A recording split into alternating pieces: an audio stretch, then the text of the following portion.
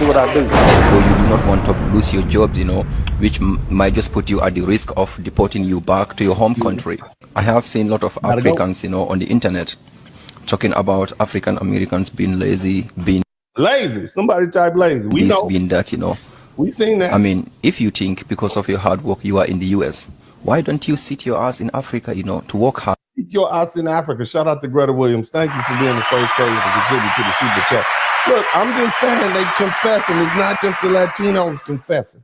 Everybody's confessing. Why are we the subject?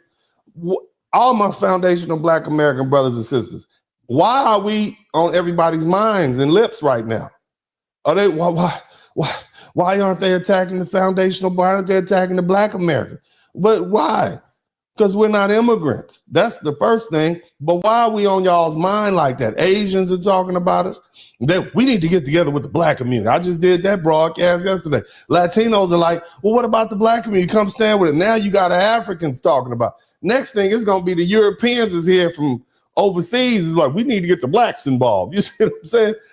To get what you are having right now in the US, but no, because you can't make it in in Africa because of the way our system back home here also is not enough jobs for people, not. We know it's a system you left because you didn't have the intestinal fortitude to fight like we fought against people that even look like you.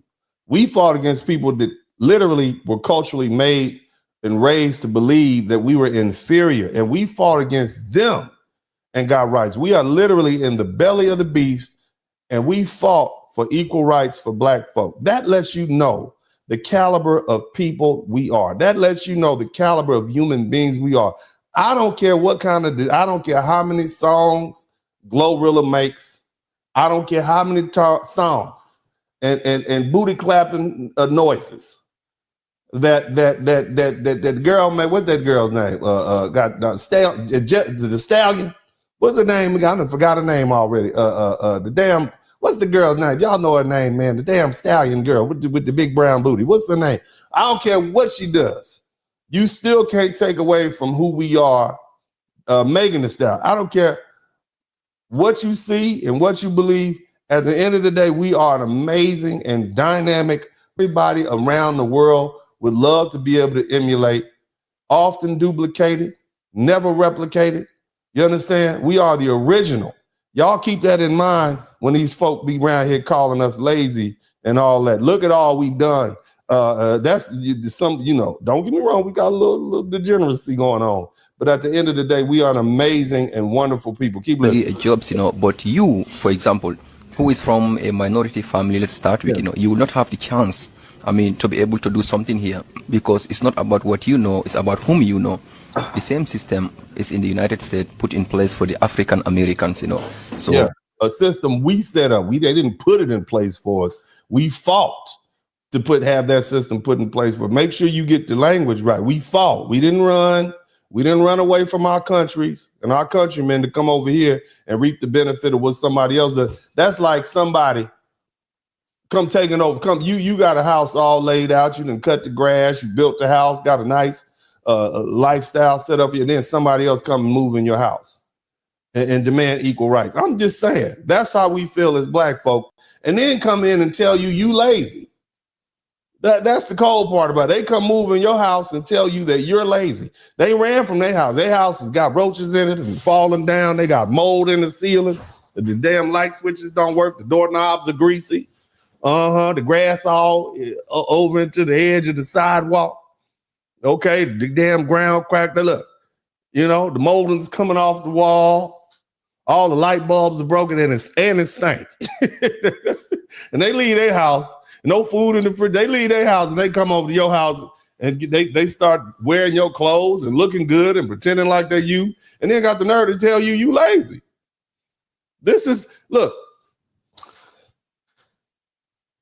I will say this. It's one thing for Latinos and Asians and stuff to, speak derogatory about foundational Black Americans. It's a whole nother level of disrespect when it comes from our African brothers, especially since we had held y'all in such high regard. Okay, I just want you to understand that it's a special kind of disappointment that we have Not even more so, not necessarily for our Caribbean brothers and sisters, because we know they on some effed up stuff too. They got some problems there, had to deal with slavery. In many cases, theirs was worse than ours. So they dealing with. But for our African brothers who come here, especially from the part of Africa that we predominantly are from, that's the West Coast. You know that little armpit right there, that little armpit of Africa right there, Togo, Benin, Nigeria, Ghana. It's a special kind of, it's a special kind of disappointment that we have for you all. But let's go ahead and finish. I want to see all of you Black Americans. I want to see all of you Black Africans, to work together. Oh, you want us to work together? Oh, you want us to work together now? Oh, is that right? You want us to work, but you've been calling us cicatas though and telling us we lazy. You wouldn't want to work with lazy people like us. You don't want to work with us.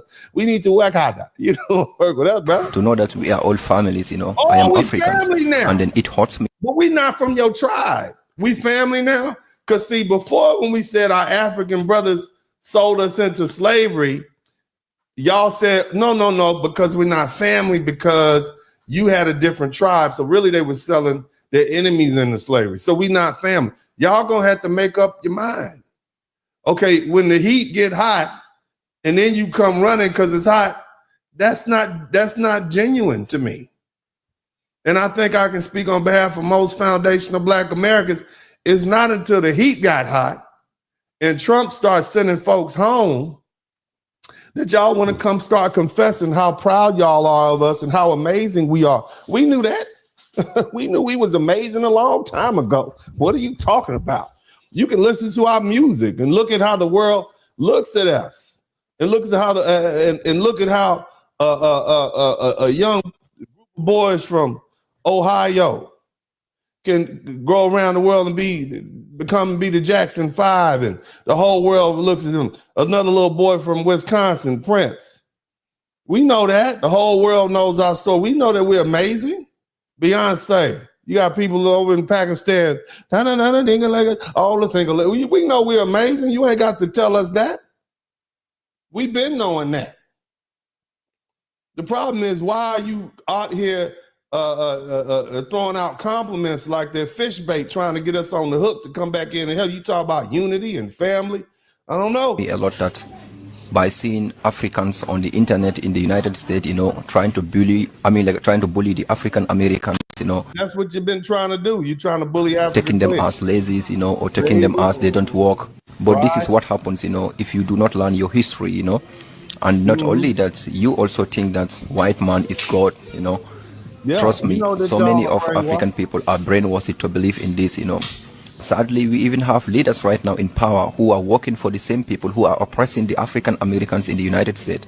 The same people, our own leaders in Africa, are also oppressing us. Okay, but those people are Black. That's an in-house problem. Y'all can get that. Y'all can work that out. Those are ships with nothing. Okay, we were stripped down of everything, even our language, our culture, and everything. Many of us don't even know what part of Africa we from. You understand what I'm saying? At all. Many of us just now found out about it. I told you guys the other day, I got a bill of sale for my whole family on my mother's side. But they were sold from one white man to another back in Mississippi, back around 1840. I told you guys a story of my great-great-great-great-grandmother who was married to a man named Riddick. But at the same time she was married to a man named Riddick, she was the property of a gentleman named, and I'm going to call him gentleman loosely, of a white man named Captain Jones. And so she had as many kids by Captain Jones as she had by her husband at the time. So what does that tell you? It tells me it wasn't consensual.